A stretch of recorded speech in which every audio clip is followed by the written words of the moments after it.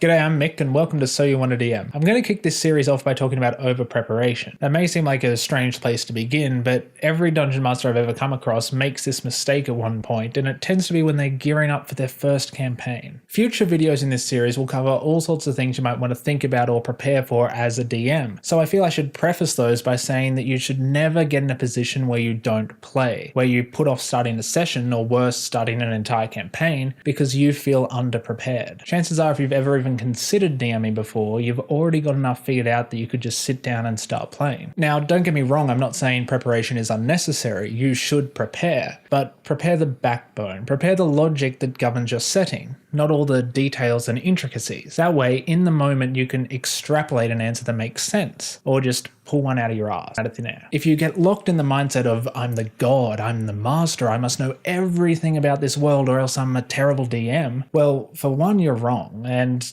two, you're just setting yourself up for frustration, burnout, and eventual disappointment. I can guarantee that plenty of you out there want to DM, but are stuck in the cycle of preparing, writing, creating, map making, and have been for weeks or maybe even months. That's how I started. You feel like you can't begin until you have everything fleshed out. When I finally ran my first session, I had a folder full. If the players want to know what the flower was that occupied the lower right of the crest of the city-state 2 months' ride to the southeast of their starting location, well, the snowy lilac, locally called the tammock. That is over preparation. So where do we draw the line then? When do we know we've gone too far, and how do we know we've gone far enough? Well, I'm going to argue it occurs to me that we need shockingly little. Whether it's the next session or a fresh campaign you're preparing for, my thinking is the same. You start with the character's location, with their goals, and you expand, you work outwards and upwards from that starting point. But that already sounds overly vague, so let's work through an example to make this easier to understand. Let's say your campaign begins with a bang, right in the middle of combat against an impressive 14-point stag. Okay, where are we? What's the environment? It's a stag, so woodlands, plains, tundra. Whichever you decide, briefly research that environment so you have some basic facts to pull descriptions from in the moment. By that I mean 5 minutes on Google. What does it look like? What does it smell like? Is it cold? Is it humid? Also print out a relevant random encounter table or bookmark that terrain's monster list in the Dungeon Master's Guide and keep that handy. Not necessarily for combat encounters, but to give you ideas for sounds, smells, just general ambience you can describe as the player's adventure in this terrain. Once the players have finished with the stag, well, we still have their location.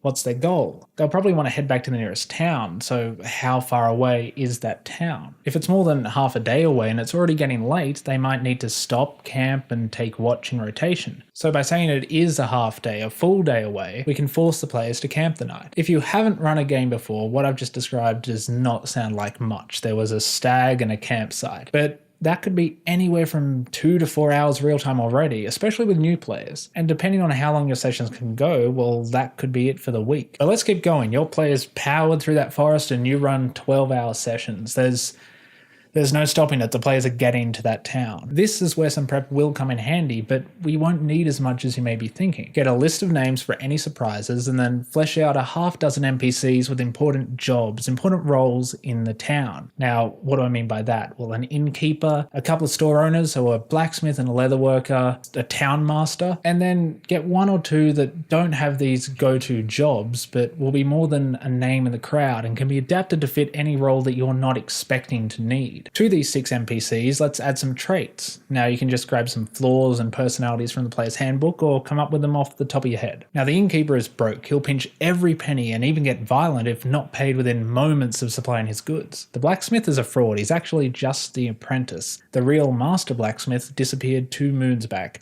and so on for the rest of them. Now let's add a couple of deeper secrets. Cricket down here has been sneaking into the inn at night and siphoning out ale, making up the weight with water. She sells it for pittance to street rats and uses the proceeds to keep her siblings fed and sheltered at night. Now Pierre isn't as innocent as he seems. He was peer pressured by his friends into luring the blacksmith out into the forest one night under the pretense of a broken but salvageable wagon. Once they were deep in the forest, Pierre's friends pounced on the blacksmith and struck him down. They left him there unconscious and stripped of all his belongings on the forest floor. But on their trek back to town, the kids thought they saw something, eyes between the trees of the forest.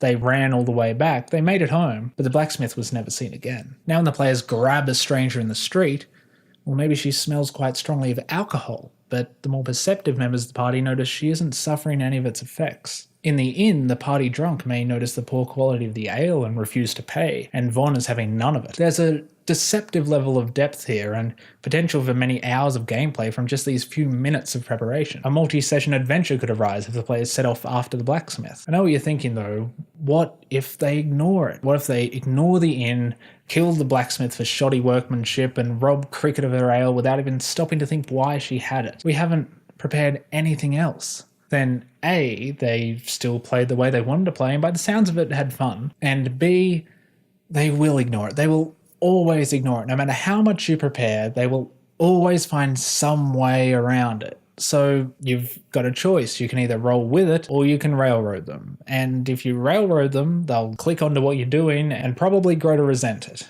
Or worse, lose their suspension of disbelief. That is why it's far less frustrating as a DM that loves to flesh out their world to have these little morsels of adventure lying in wait, underdeveloped plot hooks just waiting to be explored. If the players ignore them, they can pop up elsewhere, and you didn't waste any resources or get frustrated they didn't discover that cool interconnected backstory for that character they just murdered on sight, because it wasn't finished yet, because you can use that story again elsewhere. If we go back to Pierre, note I never said what the eyes in the forest actually belong to. The players aren't likely to locate them this session, but if they did pick up that quest, this would be a great opportunity to use the players' expectation and speculation thus far to help decide just what those eyes should be. If I'd written out this great long piece on how the eyes are actually werewolves that witnessed everything, they bit and turned the blacksmith, their leader's name is Godric, their lair is 2 miles east of the yellow elm that marks the birthplace of Yasundra. If I did all that and then first session one player says, "Damn, I hope it's not werewolves," how predictable would that be? To which another replies, "Yeah, no one can ever make werewolves interesting again. But you know what would be cool? If it was the spirit of the forest itself or some nomadic elves." Well, then I'd be feeling pretty down about my plan at that point. Though I know some of you out there would say just prove to them that werewolves could be cool. But in my experience, the first few sessions are not the best time to challenge people's preconceptions on what they like and what they don't like. You might be trying to sell them on D&D in general, so basing it in a setting or against a villain that the players have no real interest in is ultimately just going to work against you. And to be fair, when was the last time werewolves were done well? Coming back from that tangent, the idea is to create a handful of characters that are more than one dimension. Not every character has to be a kaleidoscope. Then use the player's actions. Use their apparent intentions and directions to help guide what you flesh out for next session. Don't try to answer every question. Actually, that's the primary concern I hear from most new DMs. We'll call it what it is, the fear that the player is going to ask a question that you just won't have an answer for. And maybe I'm weird, but after a while that became the exact sort of question that I love to hear. In our little minimalist campaign here, what happens if someone asks what the local brew is called?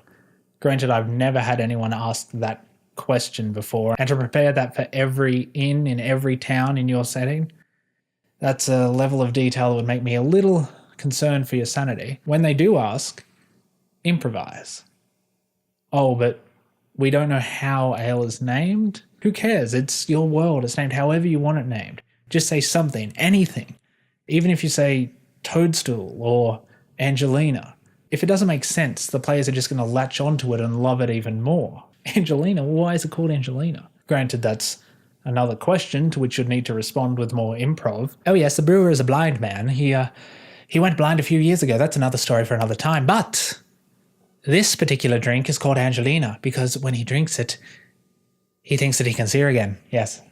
You don't need every answer locked and loaded. The more you force yourself to improvise, the more you rely on it, the sooner you'll master the art. You don't need to be talented with the voices either. I'm not, but because I put in the effort, my players just feel that much more immersed in the world. There are other less trivial questions that could come up, such as what's the local form of government? Now, if you have a real passion for politics and your campaign is going to revolve around that, that's worth some time considering.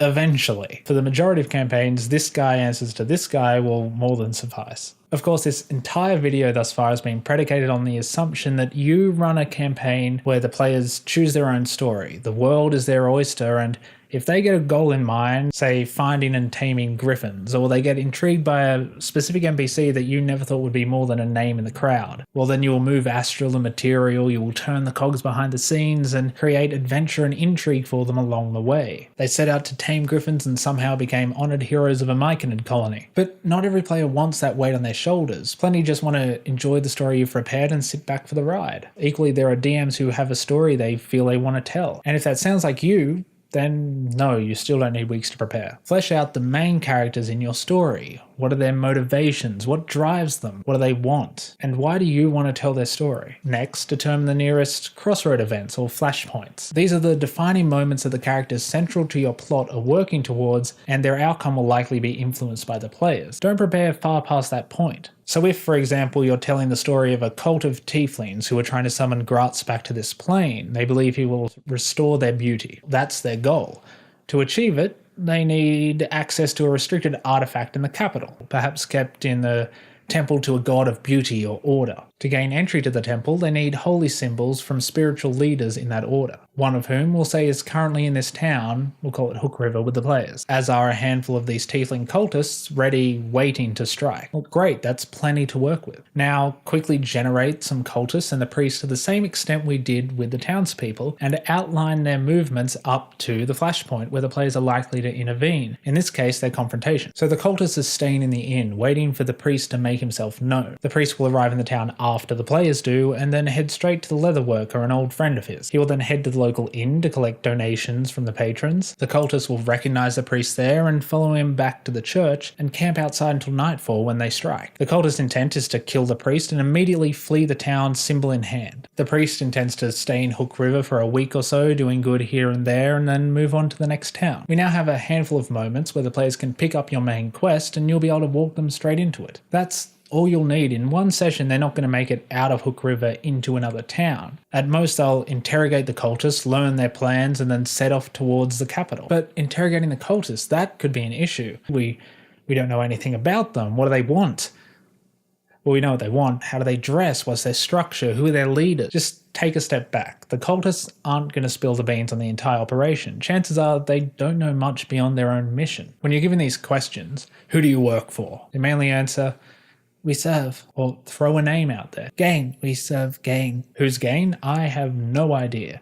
But that's something you can figure out before the next session. If you want to be really fancy, give him a title, Gain the Tempered, or perhaps even a title unrelated to the cult, Father Gain. That way the players will likely misunderstand and draw incorrect conclusions, much to the glee of the cultists. That's another thing. Lie. Flat out lie during interrogations. Players so often make the mistake of thinking that because the words are coming from your mouth, from the mouth of God, that it is fact. How dedicated are these cultists? Chances are they're going to lie at first, but as more pain, more torment is applied, the lies are going to switch to truth. But are the players going to know where that line is? I'm going off on a tangent again. My point is there's no need to develop anything more than what we've just covered, especially for session 1. And admittedly, the type of preparation I've outlined here seems like the opposite extreme to over-preparation, which it is, that's the point. But it's also a good guideline for what is enough. Don't let your enthusiasm get the better of you and stop you from playing when you could have been weeks earlier. If you feel the need to create characters. Real, flawed characters lead to enjoyable stories and memorable interactions, and that's why everyone falls in love with this game. Don't worry about the history of sigils in your kingdom. If it's something that looks like it'll come up in the next session or two, then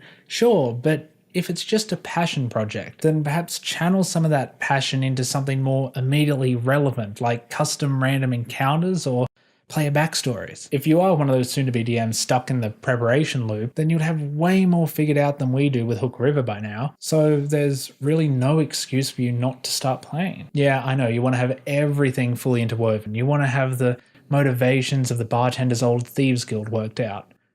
Just start playing. You'll be amazed at how little content the players actually manage to get through, and you'll quickly learn to discern what's worthy of your preparation time and what really isn't. I'll leave it there for now. How much time do you think is appropriate to prepare for each session? A lot of people recite rules like an hour of prep for an hour of playtime. Does that sound like too much or too little to you? And what are your experiences with over-preparation? Hopefully I've achieved what I set out to do with this video, and that was make a case that convinced at least one person out there to stop preparing and start playing. If you like what I spent the last 15 minutes rambling about, share this with someone who's stuck in that loop. Otherwise, I'll be uploading a new video every week. In the meantime, here's some more videos that might take your fancy. Again, thanks for stopping by, and until next time, I'll see you guys down under in the comments.